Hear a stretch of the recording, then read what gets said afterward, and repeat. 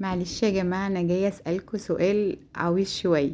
هو ليه دايما لازم نعمل الفتة على لحمة؟ يعني ليه ما نعملهاش على فراخ؟ تعالوا اوريكم، انا عملتها على فراخ النهاردة وبجد طعمها خطير وطلعت احلى من اللحمة كمان. اول حاجة هنعمل تتبيلة بسيطة كده. هنجيب بصلاية وفلفل رومي ومعلقة ملح ومعلقة فلفل اسود، خلاص.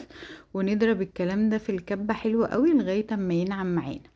ونكون بقى غاسلين الفراخ طبعا حلو قوي، منضفينها وعاملين لها محلول النقع وسايبينها لغايه اما تتصفى. لازم عشان الفراخ تديكي تطعيمه حلوه قوي نصفي الفراخ. خلاص، بعد ما نضفتها بقى كده وبصوا خليتها زي القشطه كده وشيلنا اللي في العظم من ورا.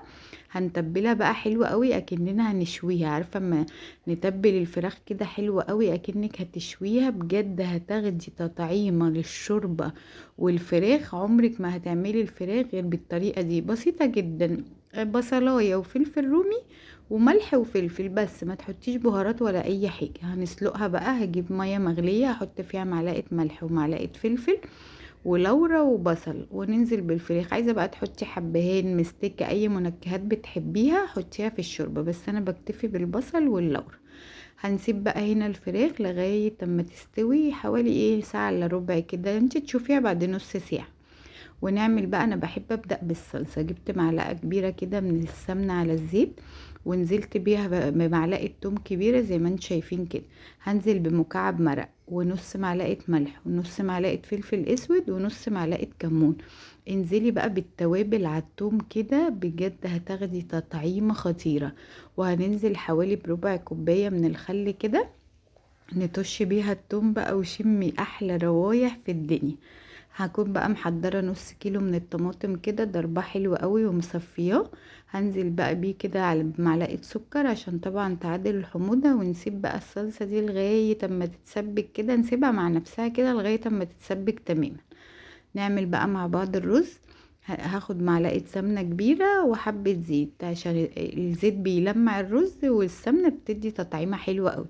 وانزلي بقى بالرز المناسب ليك. انا هنا عملت 3 كوبايات من الرز وحطيت معلقة من الملح. ليه معلقة؟ لان انا هاخد من شوربة الفراخ، طبعا شوربة الفراخ طعمها يعني ملحها مظبوط. هنزل بثلاث كوبايات من المية كده. هو المفروض 3 كوبايات رز ياخدوا 3.5 مية، فهنزل بثلاث كوبايات من المية. وهاخد الكوباية اللي ناقصة، يعني قولي كبشتين 3 كده من الشوربة بيدوا تطعيمة حلوة قوي للرز. اول ما يغلي معانا كده بقى هوطي النار واسيبه يستوي تماما. خلاص، هنعمل بقى العيش. شوفي بقى كمية العيش المناسبة ليكي على حسب الصينية اللي هتعمليها. احسن طريقة للعيش زي ما انت شايفة كده المقص. وعلى فكرة مش شرط العيش يبقى فريش، يعني بصوا هنا انا قطعته كده وحطيت عليه زيت وهدخله بقى تحت الشواية كده في الفرن لغاية اما يتحمس معانا، وهوريهولك كمان شوية.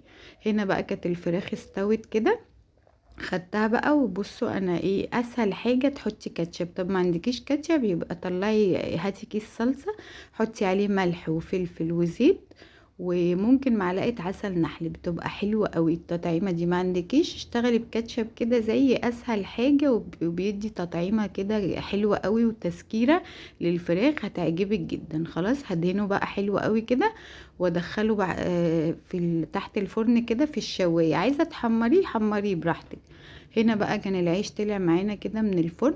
هسقيه بقى بثلاث كبشات كده من الشوربة. ما تخافيش هيبقى مقرمش، يعني محدش يقولي ان الشوربة كتيرة، لا العيش كان مقرمش وطعمه تحفة. خلاص، بعد ما حطيت كده كبشتين 3 من الشوربة عشان تاخدي تطعيمة للفتة حلوة قوي. لازم تعملي اللي انت شايفاه ده مع العيش. تديها كبشتين من الرز كده وكبشة من الصلصة وتقلبي بقى الكلام ده حلو قوي. على اما تيجي تاكلي بقى ما تحسيش انك بتاكلي عيش كده لوحده من تحت والرز على الوش، لا بيبقى متطعم كده عيش مع رز مع صلصة، بيبقى حلو قوي. بصوا هنا بقى الرز كان مفلفل معانا وبجد طعمه تحفة. يعني ادينا له حبة من الشوربة كده اداله تطعيمة حلوة قوي. وهنا الصلصة بقى يعني كانت خلاص خلصت معانا كده واتسبكت. هننزل بقى بيها كده على الفتة وبجد طعمها تحفة. وعايزة اقول لكم على حاجة كمان، ان شوربة الفراخ بتبقى دسمة عن شوربة اللحمة. يعني الفراخ بتنزل دسم اكتر من اللحمة، بما ان انا بجيب اللحمة حمرا، يعني لو حد بيجيبها سمينة تمام. بس انا بجيبها حمرا، فادت بقى الشوربة، ادت للفتة تطعيمة حلوة جدا جدا. جربوا فتة الفراخ كده هتعجبكم جدا.